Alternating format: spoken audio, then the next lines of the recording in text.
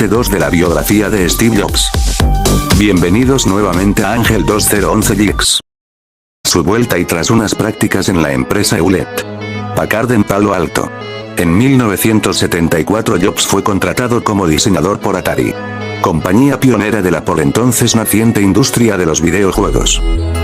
El nacimiento de Apple. En aquella época Jobs se convirtió en socio del ingeniero Stephen Wozniak.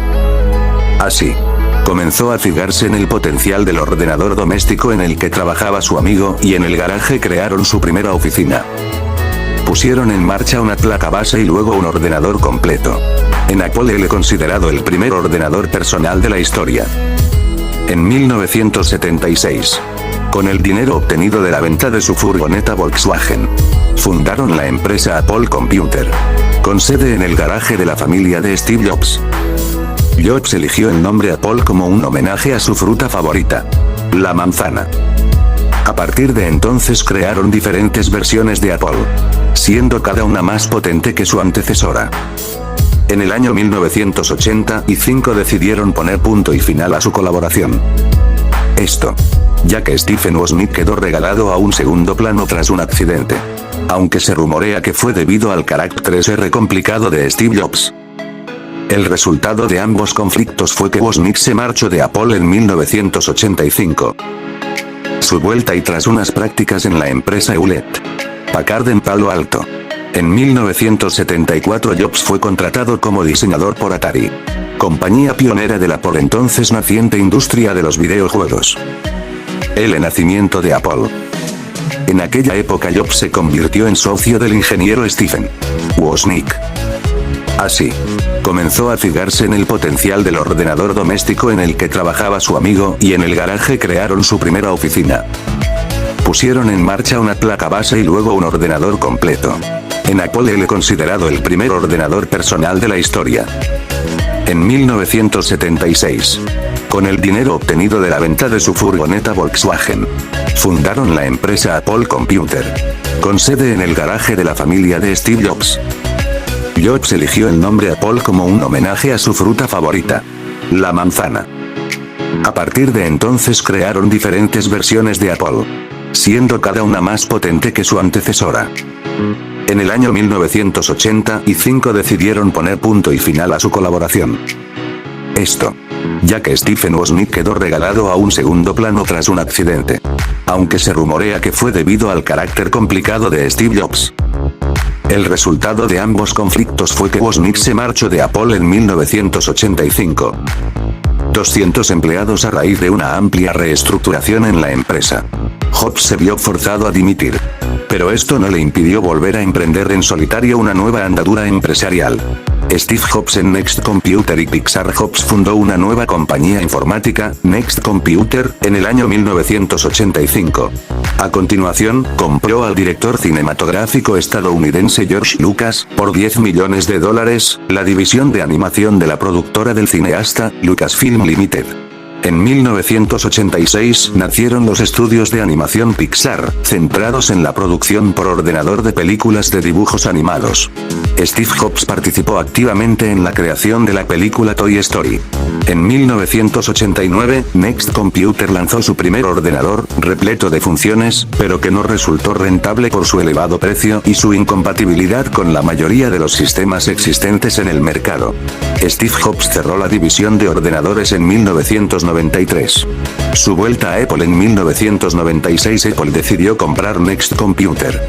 Esto suponía la vuelta de Steve Jobs a la empresa fundada por él con un cargo de asesor interino, por el que Jobs, voluntariamente, no recibía ningún salario. 9 meses después, la dimisión del presidente de Apple provocó que Steve Jobs volviese a la presidencia.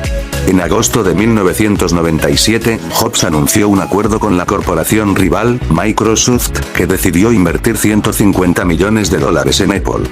Las dos compañías se necesitaban y se complementaban, pues Microsoft era el principal fabricante de programas para Macintosh, y Apple, uno de los principales testigos en el juicio antimonopolio que la justicia norteamericana había incoado contra la empresa de Bill Gates. En 1998, Apple volvió a revolucionar el mercado informático con el lanzamiento del iMac, un ordenador compacto integrado en el monitor, que además de su espectacular diseño vanguardista, estaba preparado para navegar por Internet. Su éxito de ventas colocó a Apple entre los 5 mayores fabricantes de ordenadores personales de Estados Unidos y acarreó una revalorización del 50% de las acciones de la compañía. Nuevas versiones del iMac, con mayor potencia y cada vez más sofisticadas prestaciones, seguirían apareciendo en los años siguientes, revolucionando de manera constante el mercado. Apple comenzó a desplegar su potencial de creatividad inventiva en otros ámbitos. Pixar Jobs fundó una nueva compañía informática, Next Computer, en el año 1985.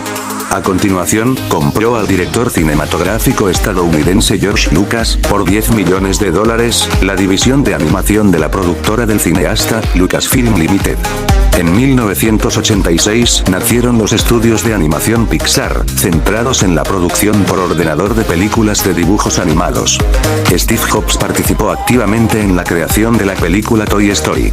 En 1989, Next Computer lanzó su primer ordenador, repleto de funciones, pero que no resultó rentable por su elevado precio y su incompatibilidad con la mayoría de los sistemas existentes en el mercado. Steve Jobs cerró la división de ordenadores en 1993. Su vuelta a Apple en 1996, Apple decidió comprar Next Computer. Esto suponía la vuelta de Steve Jobs a la empresa fundada por él con un cargo de asesor interino, por el que Jobs, voluntariamente, no recibía ningún salario. 9 meses después, la dimisión del presidente de Apple provocó que Steve Jobs volviese a la presidencia. En agosto de 1997, Jobs anunció un acuerdo con la corporación rival, Microsoft, que decidió invertir $150 millones en Apple.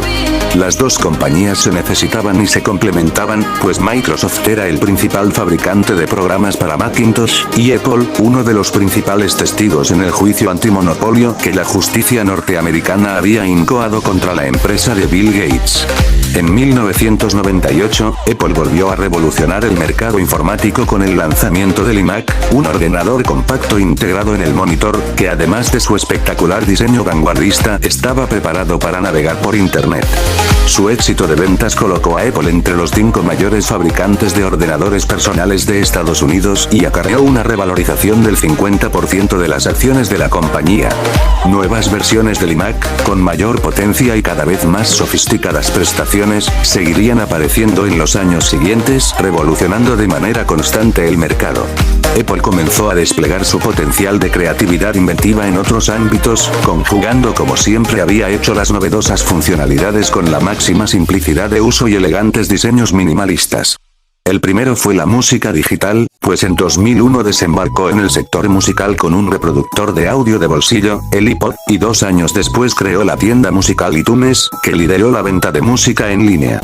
En 2004, sus problemas de salud obligaron a Jobs a apartarse de su trabajo ya que fue tratado de un supuesto cáncer de páncreas. Posteriormente, en el año 2007 presentó el iPhone, primero de la familia de teléfonos inteligentes de alta gama desarrollados por Apple.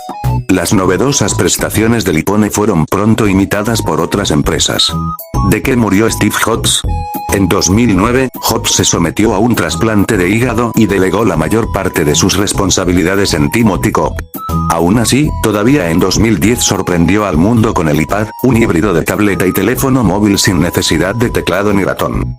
Steve Jobs presentó la segunda versión, el iPad 2, en marzo de 2011, en la que sería una de sus últimas apariciones en público.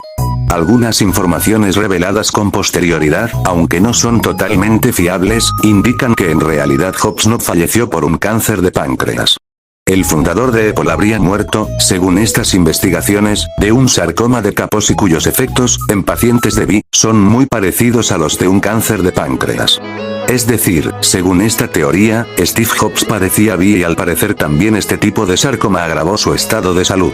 Con todo, esta teoría no está confirmada al 100%. El 5 de octubre de 2011, a los 56 años de edad, Jobs falleció en su casa de Palo Alto, conjugando como siempre había hecho las novedosas funcionalidades con la máxima simplicidad de uso y elegantes diseños minimalistas. El primero fue la música digital, pues en 2001 desembarcó en el sector.